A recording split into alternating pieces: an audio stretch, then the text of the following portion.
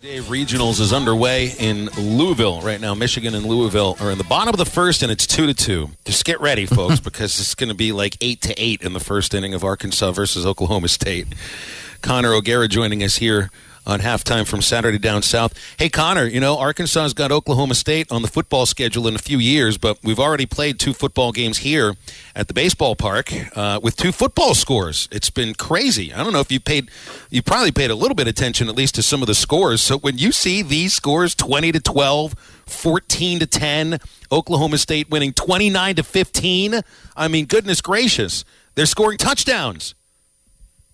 Phil, you stole exactly what I was going to say. I was going to ask you what sport you broadcasted this weekend, man. Like, goodness gracious. I mean, I think there are a lot of Oklahoma State fans who would probably say, "Hey, that was better than our offense this past year." We would take that. We'll take that on the football field any day of the week. 29, 20, like that's. I mean, these numbers are absolutely insane.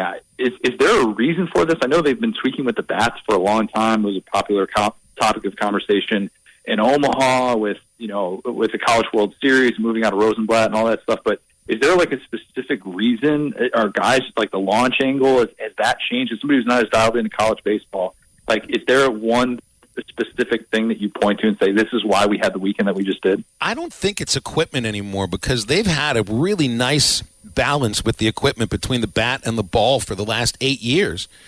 So I don't think it's that. I don't think it's the ballparks. I think it's pitching by this point. You're getting a little bit tired, and the bats are just the ability to wake up, so to speak. And earlier in the season, I mean, it was the pitchers that kind of had the edge. It's just, and it isn't just here at Oklahoma State too. You're right, Connor. It's everywhere. It's across the entire tournament. And it's wearing my nerves thin a little bit, man. I wouldn't mind if you had all these these points in football. You're used to that, man, and the emotional swings of football, man. But this kind of baseball is it's almost too much. I have this theory, and this is very loose. Don't run with this too much. But I think just in general with the major sports, with baseball, with football, with basketball. Basketball, you could point to the way that we're now like shooting threes at such a ridiculous clip that we didn't 10, 15 years ago. With baseball, there's more home runs than ever. With football, the passing numbers are off the chart. I think in the major revenue sports, we just got into a place like kind of how I am when I go to Topgolf, right? Like when I start off at Topgolf, I'll start off with an iron or something like that. I'm like, I want to hit targets. I want to go for this. I want to see if I can actually compete and get points. It doesn't really depend on who I'm with. And then I get to the point where, like, maybe it's 20 minutes in. I'm just like, give me the driver. I'm going to try and hit the back wall every single time. That's all I want to do. That's all I really care about. And teams have now, like, this is a very broad example, I realize, and it doesn't cover every specific instance. But we just want more. We just want the instant gratification now in sports so much more that it's just rewarded in such a different way. And who knows? Maybe this is kind of the culmination of that with college baseball. Yeah, well, grip and rip, and that's what we're doing here in Stillwater. All right, so I want to ask about what you think of the Sam Pittman contract. Incentive-laden. I know you kind of compared it a little bit to Mark Stoops at Kentucky's contract, right? Yeah, that's the closest comp, though. It's not exactly the same. But, man, I don't know about you guys. I think there was a little bit of concern when we found out that Sam Pittman had changed representation, and he was going to be represented by Jimmy Sexton. Jimmy Sexton, the super agent who represents essentially every SEC head coach. And I think there was some fear when some of those numbers came out in December of, oh, man, this is about to be a Will Muschamp deal. This is about to be one of those things where we're gonna have some sleepless nights about this, and there's going to be a lot of downside. Excuse me. And I think that we look at this contract, we're like, oh, no, this is a Mark Stoops type contract. And there is not nearly the downside of what you would typically think of for somebody who has elevated the program the way that Sam Pittman has. I love the incentives. I don't think this is something that you can apply to every single place, but I love that there's an incentive-based raise in there for the $250,000 kicker that he gets. If he wins 7 games, gets an extra year added to the deal, $500,000 for 8 wins, 9 wins gets him $750,000, and then all these different things. I kind of played out a couple of different scenarios, right? I played out the scenario of like, what if Sam Pittman gets Arkansas to a playoff? That would be the dream season for Arkansas, right? Like I'm not saying win a national championship. I'm just saying get to a playoff he wins an SEC championship. That would essentially cost Arkansas $7 million. $2 million in incentives, and you have, the $5, so that'd be on top of the $5 million base pay. You would take that for a coach in this day and age. Dan Mullen made $7 million last year. All right, like to have the season that he did, wherein he won 5 games and they won a 6th after he got fired. You would take that. If things go poorly over the course of the next 2 years, let's say Arkansas is just bad the next 2 years. The contract, they're like, all right, it's pretty obvious he's going to get fired at the end of the 2023 season, which I don't think is going to happen. Arkansas pays him $7.5 million because remember, he only gets 50% of that buyout if his record is sub 500. I love this contract. I always tip my hat to Hunter Yurachek every chance I get, and this is just another reminder that all of these parties get it and they're on the same page, and we shouldn't take that for granted. Mm-hmm. And plus, Connor, it's kind of hard to have a lot of negotiation power when. And I know it's coach speak, but you truly do believe it when Sam Pittman says this is his dream job and this is where he wants to end his career. It's kind of hard to have a bluff face and say we want this or we walk when you kind of know he's not going to walk. But as far as other things that's happened since we've had you on, Destin meetings and everything like that. One piece that I really liked that you wrote on Saturday Down South was.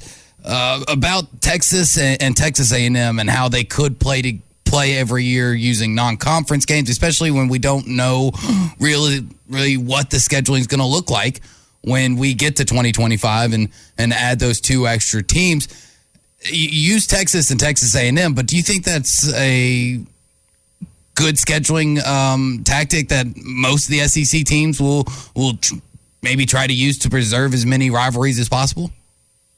Yeah, so the way that I kind of approach this, if A&M and Texas aren't getting annual matchups together because they settle on the 1-7 model with 1 permanent team and 7 rotating home and homes, and if it's like, oh wow, we're going to see Texas and Texas A&M in the same conference and they're not going to play every year, that stinks. But the way that you can avoid this is doing what North Carolina and Wake Forest did. What did North Carolina and Wake Forest do on the football field? They decided that 2 teams in the same state, they shouldn't go once every 5 years playing each other. That doesn't really make a lot of sense.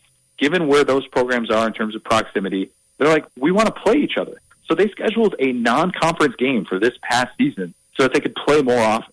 What is stopping Texas and Texas A&M from being able to play a non-conference game moving forward? If they really want to play, and if Chris Del Conte and if Ross Bjork actually want to play, they can get on the phone and say, let's schedule non-conference matchups for each year that we're not playing this conference game in SEC play.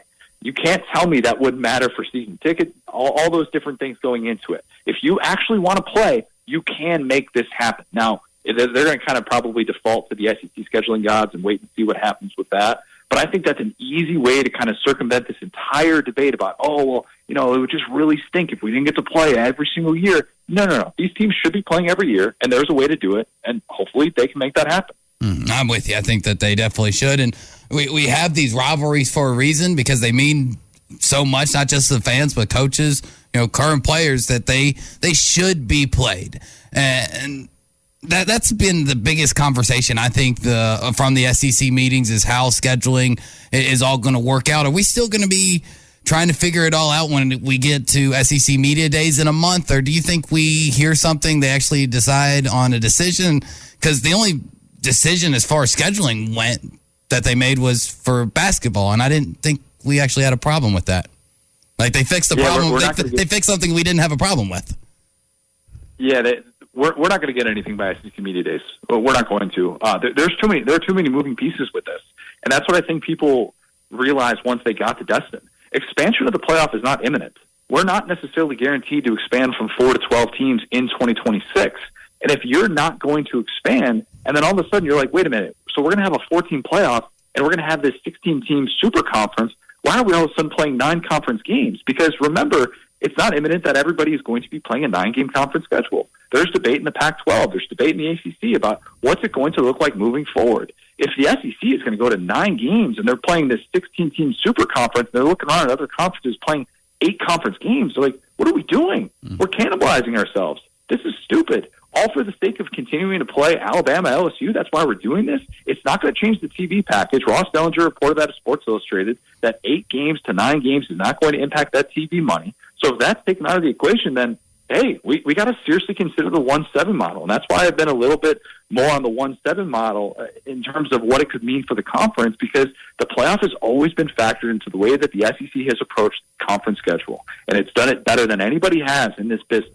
And I think they're going to continue to monitor that situation, and that's why we don't have a resolution. If expansion of the playoff was imminent, we would have already had an announcement, and we would have said the SEC is going to be playing that 9-game conference schedule. Yeah. I think when you talk about changing schedules in any of the sports, it really is all about access to the postseason in any of the sports. I mean, I've had it explained to me about why men's basketball plays 18 conference games and women's basketball plays 16 conference games. Well, it's look at the number of bids to the tournament that the women's league gets compared to the men. Many more. So they don't need to add the extra conference games. They're scheduling just fine out of conference to have the right kind of net ranking and all that kind of stuff.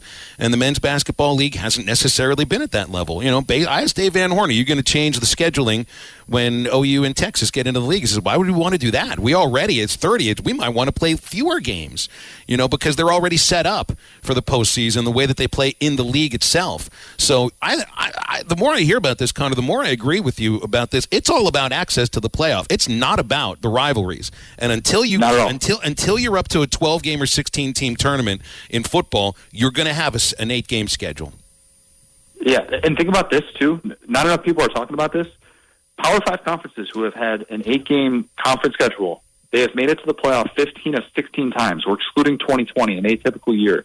The ACC getting left out this past year was the first time that a Power 5 conference playing an 8-game conference schedule got left out. Remember, the Big Ten had that 8-game conference schedule in 2014 and 2015. They make the switch in 2016. The next 3 years, they have the 9-game conference schedule, and their conference champ gets left out of the playoff. Mm-hmm. That's bad. I don't care how much money they're pulling in. That is a bad look. And I think that it gets overlooked, the fact that every single national champion of the playoff era has played an 8-game conference schedule. Again, we're excluding 2020, the atypical year that was. So keep that in mind as we're talking about this move to 9 games. Everybody talked about it like it was going to be so imminent. I'm like, hey, consider all the moving pieces here, because there are a lot. And if anybody is telling you that this is an easy and obvious situation, they're overlooking something. Connor, you're good to jump on with us every week. Thanks a lot, man. Have a good rest of the week.